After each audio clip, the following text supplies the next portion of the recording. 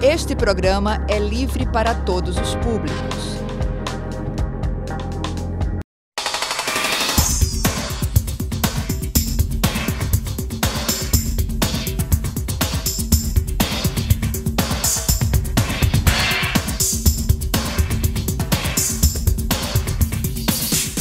Olá! O Olhar Independente de hoje exibe o documentário Carolina, que conta a história de uma mulher inserida no atual contexto social e político e que poderia ser qualquer uma de nós. E para conversar conosco sobre a produção, está aqui a própria Carolina Teixeira, que fez parte da produção e é a protagonista dessa história. Olá, Carolina. Olá, Érica. Seja muito bem-vinda ao Olhar Independente. Eu que agradeço. Conta pra gente, Carolina, como é que surgiu esse convite de fazer esse documentário? Olha só, Érica, esse filme está completando 2 anos, né, de existência. Ele foi fruto de uma relação de amizade que surgiu durante o período que eu fui fazer mestrado em Salvador, que foi de 2008 até 2009. Eu saí de Natal em 2007, recém-membro, né, recém deixando a Roda Viva Companhia de Dança, que foi um projeto de extensão daqui da universidade, que teve um brilhante êxito, né, na passagem que esse grupo teve pelo Brasil e nas apresentações que fizemos. Deixou um legado enorme para o que a gente entende hoje como arte denominada inclusiva. E saindo dessa companhia, eu resolvi seguir a minha carreira própria e fui fazer os estudos de pós-graduação, mestrado e, consequentemente, o doutorado lá em Salvador. E na minha turma, tinham pessoas de vários estados, né? Era praticamente uma república. E eu conheci Lili Cury, que na época era um estudante também de mestrado, recém-chegada de Belo Horizonte, de BH, e que sempre gostou de trabalhar com teatro e com narrativas visuais. Lili tinha, na época, um trabalho profundo sobre Frida Kahlo. Ela investigava as narrativas dramáticas de Frida sobre as formas de preparação corporal. Ela trabalhava como atriz em São Paulo também, na época, ficava sempre nesse trânsito. E por essa identificação dela com Frida, as pessoas tendem a associar muito a ideia de Frida à deficiência, né? As pessoas que são deficientes, claro, pela própria história de vida de Frida. E, particularmente, eu não simpatizava muito com Frida, né? Não achava ela uma figura tão representativa da mesma forma que Lili achava. Então, nós tínhamos umas certas disparidades nessa questão, porque eu tinha outros ícones e outras questões que eu relacionava à deficiência que eu achava mais importantes serem aprofundadas do que trazer toda essa mítica, né, de Frida na época. Então, digamos que nos apaixonamos e nos identificamos e nos desidentificamos por essa primeira questão. Então, nos tornamos muito amigas, respeitando, né, toda a formação e a diversidade que cada um trazia. E Lili sempre veio com uma questão para mim, dizendo que a minha vida daria um filme, né, por todo o histórico, né, de singularidade que foi. Eu tive um AVC isquêmico aos 9 anos de idade. Eu fui, na época, diagnosticado como o 3º caso no Brasil em crianças. Então, na década de 80, isso era um fenômeno raríssimo. E praticamente você era visto como cobaia, né? Então vinham especialistas de todas as áreas investigar, estudar. E essa narrativa de todo esse processo meu que foi vivido de terapêutica, enfim, até o encontro com a dança, né, com Roda Viva, chamava muito a atenção da turma, de todo aquilo que estava sendo exposto. Porque uma das questões que eu trazia para a UFPA naquele momento era pesquisar esse corpo nas artes. Sim. E nas artes cênicas, né? Então foi a primeira pesquisa dentro de uma universidade que desvencilhou esse corpo dentro do campo das artes, do teatro e especificamente da dança. Então Lili sempre tinha essa coisa que eu sempre achava que era brincadeira, porque ninguém nunca se levava muito a sério nesses momentos, até que ela concluiu o mestrado e foi para Cuba fazer uma especialização na Escola de Cinema de Santiago de los Paños. E eu já tinha vivido em Cuba 1 ano e pouco, porque parte do meu tratamento hospitalar foi feito em Havana, no Hospital Júlio Dias. Então, Lili, porque ela adorava Cuba e tinha toda a identificação também com a ideologia, que era muito forte, né, para ela. E então, ela decidiu estudar e quando ela terminou o curso, ela chegou com o diploma e chegou para mim e disse, eu estou formada agora né, na escola, não é brincadeira, e a gente vai rodar seu filme.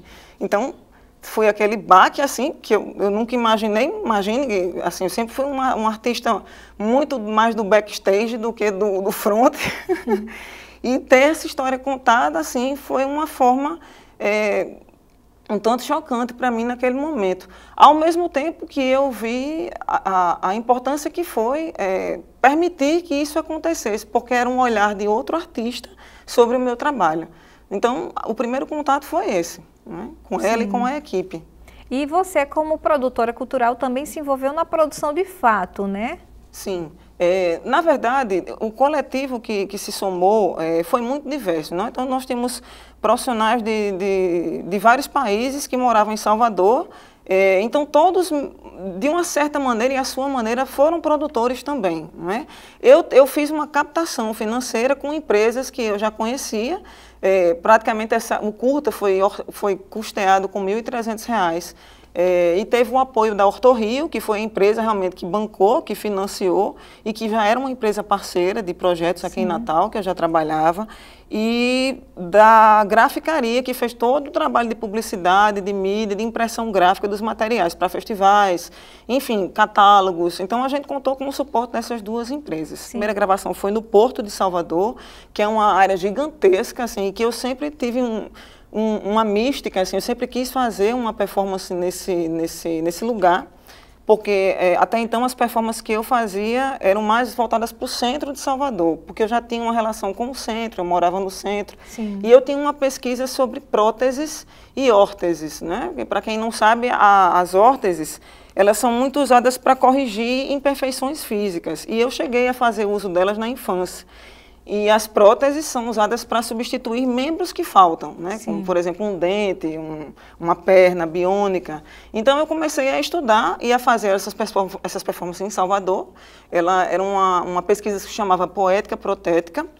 E, a partir dessas performances, eu fui criando essas narrativas, que Lili se apropriou justamente desse lugar da performance para construir a narrativa do filme, né? Então, ela faz uma construção que, ao mesmo tempo, é um documentário, mas, ao mesmo tempo, é um filme de arte, porque se baseia na própria visão performática daquele artista, né? E a produção, ela procurou utilizar essa justificativa, né? Que era um filme que tinha uma contrapartida a ser dada, que era essa contrapartida desse ator, desse artista que também é cidadão, né? Que também é um ser pensante, que está ali também atuando e levantando questões que são necessárias serem discutidas hoje, né? Então, com vocês, o documentário Carolina.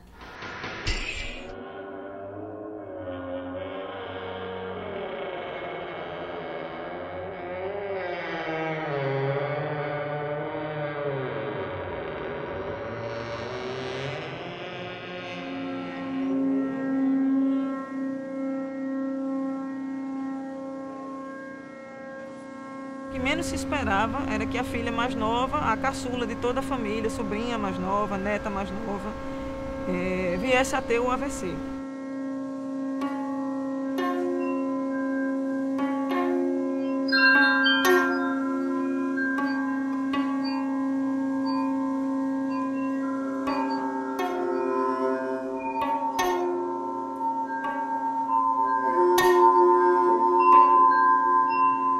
Eu sou filha de pais que foram militantes de esquerda, então tinha essa rede de contatos também no meio político que me favoreceu o tratamento em Brasília, no Sara Kubitschek.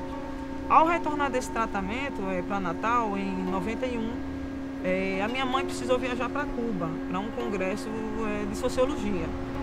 E nessa viagem ela conheceu uma professora em Cuba que se interessou pelo meu caso e indicou o tratamento lá. E eu fui atendida num dos melhores hospitais de lá, que se chamava Júlio Dias. E nesse hospital comecei a ter contato com várias linguagens de cura, né? Não só com a fisioterapia tradicional feita no Brasil, que era inclusive muito questionada naquele contexto cubano, né? Porque eu já vinha de toda uma carga de tratamento em hospitais psiquiátricos, com choque elétrico, com procedimentos dolorosos, né? Com condutas muito suspeitas de parte de médicos que já me atenderam, com todo tipo de assédio moral, físico, e todo tipo de manipulação que pode ser feita no corpo de alguém, né? Então, assim, foi bem doloroso o processo. Eu nem vou aprofundar muito, eu acho também que não vale a pena, mas...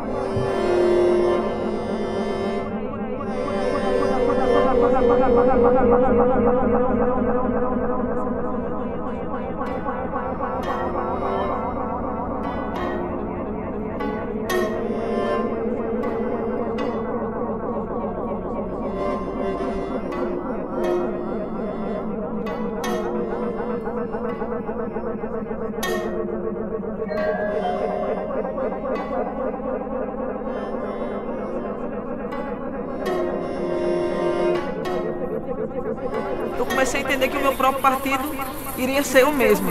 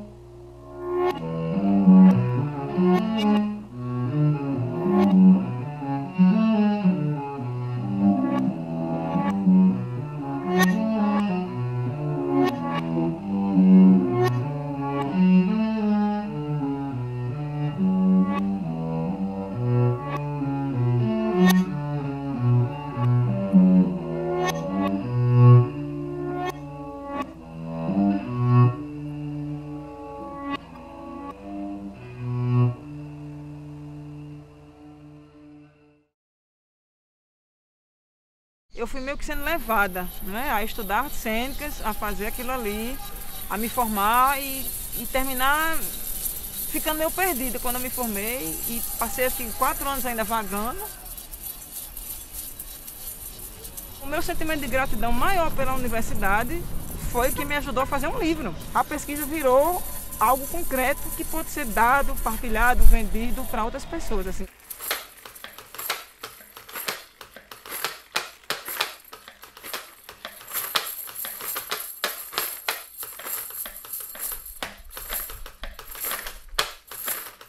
A deficiência ainda das 4 minorias, né? A mulher, o negro, o gay e o aleijado, né?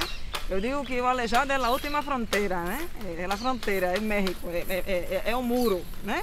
O aleijado ainda não pode falar com a própria boca, ainda não pode fazer cocô com o próprio purico, ainda não pode mijar com o próprio pinto, ainda não pode transar com o que tem. Se tem alguma coisa que eu persigo na minha vida é isso. Eu quero falar com a minha própria boca.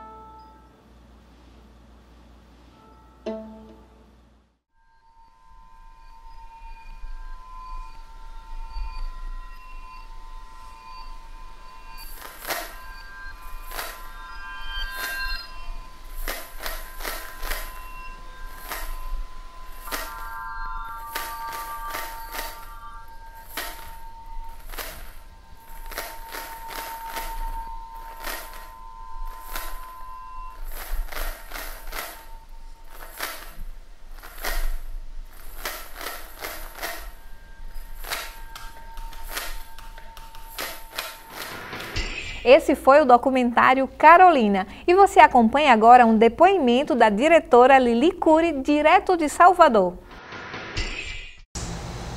Carolina foi para mim, antes de mais nada, um encontro, né? Um encontro com Carol, uma artista incrível, com uma sensibilidade incrível, com uma poética própria.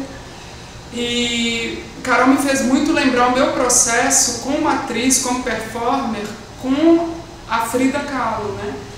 Que é uma artista mexicana, pintora, que fazia autorretratos, etc. Então, e ela sofreu muito com a questão da deficiência que ela tinha, né?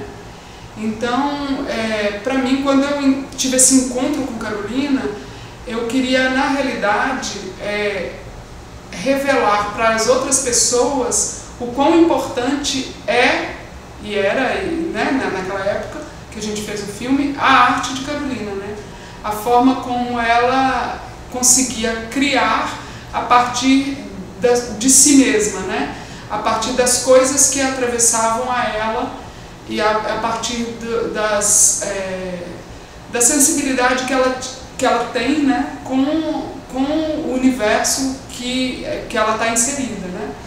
Que é o universo da mulher nordestina, da artista e que tem deficiência, né? Então, assim, Carolina, na realidade, me faz eu me ver também como artista, né? A partir do momento que eu coloco a câmera diante dela e que eu mostro para o mundo que ela existe, ela também me devolve a minha existência, né? Como artista, como mulher, como lésbica, como cineasta, enfim, como uma mulher que também busca um espaço de visibilidade e de respeito pela diferença que eu tenho, né? E é isso, eu sou muito feliz de ter esse encontro com Carolina, com certeza, e e o filme é nosso, é dela, e tem que ser visto no mundo todo.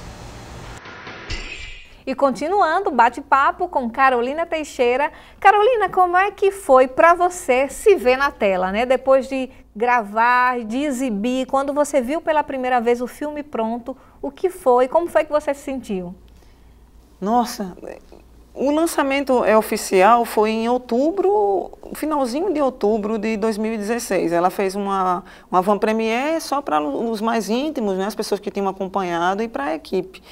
Então, a memória que eu tenho assim foi de algo surreal. Primeiro porque quando a gente parte do processo de filmagem, né, foi um processo de mais de um mês, acordávamos super cedo, a equipe se envolveu de uma forma muito intensa, a gente não tem muita noção. Então, para mim, que eu só tinha trabalhado no cinema antes como atriz, com um diretor, que inclusive é daqui de Natal, que chama Alan Cedrac. Fizemos 2 produções juntas e depois Alan foi para o Rio e começou a carreira lá.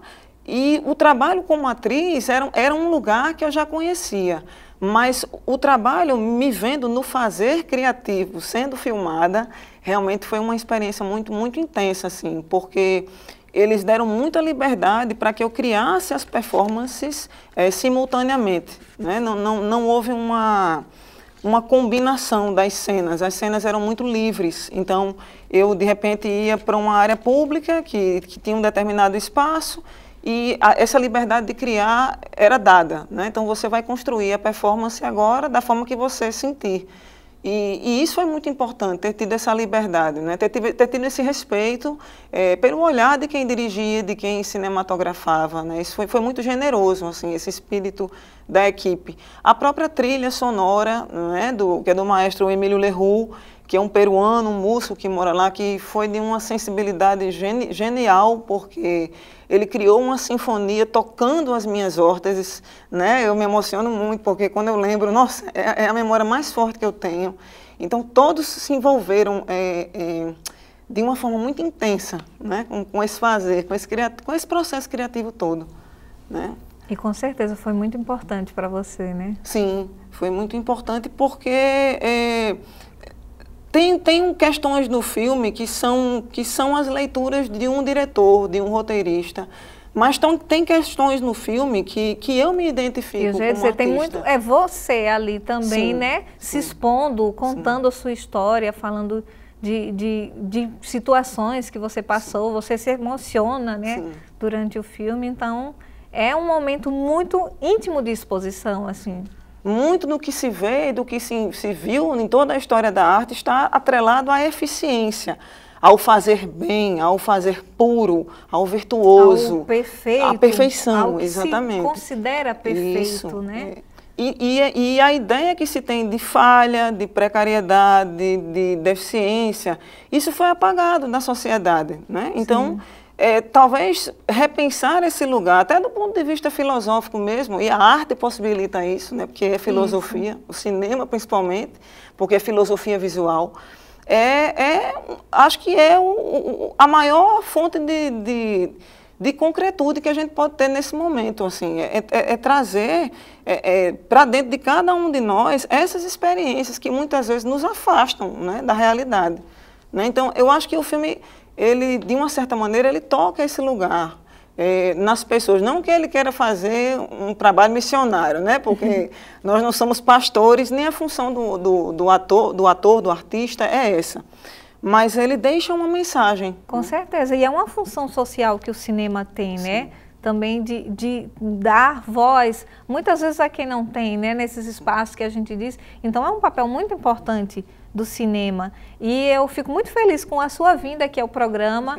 Fico feliz com a gente ter exibido esse filme e podendo estar conversando sobre isso, você está participando enquanto pessoa que foi a personagem da história, mas também participou de todo o processo da produção, e é muito bom conhecer um pouco da sua história. Eu que agradeço, Eric, eu, em nome de toda a equipe da Segredo Filmes, né, que é a grande empresa, né, realizadora, a gente só agradece esse espaço, né, de estar compartilhando um pouco mais dessa experiência com vocês aqui.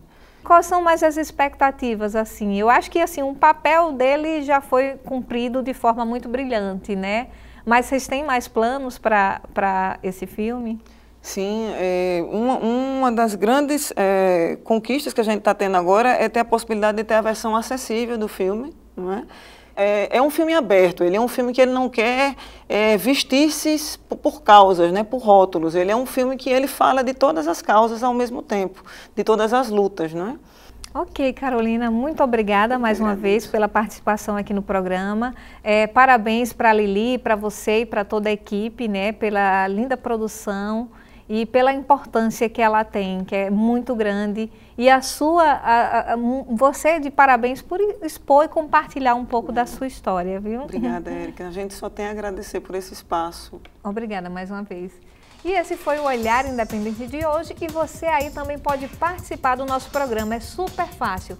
Basta entrar em contato conosco através das nossas redes sociais no Instagram ou Facebook Olhar Independente TVU. Eu espero você na próxima semana com mais produção audiovisual. Tchau, tchau!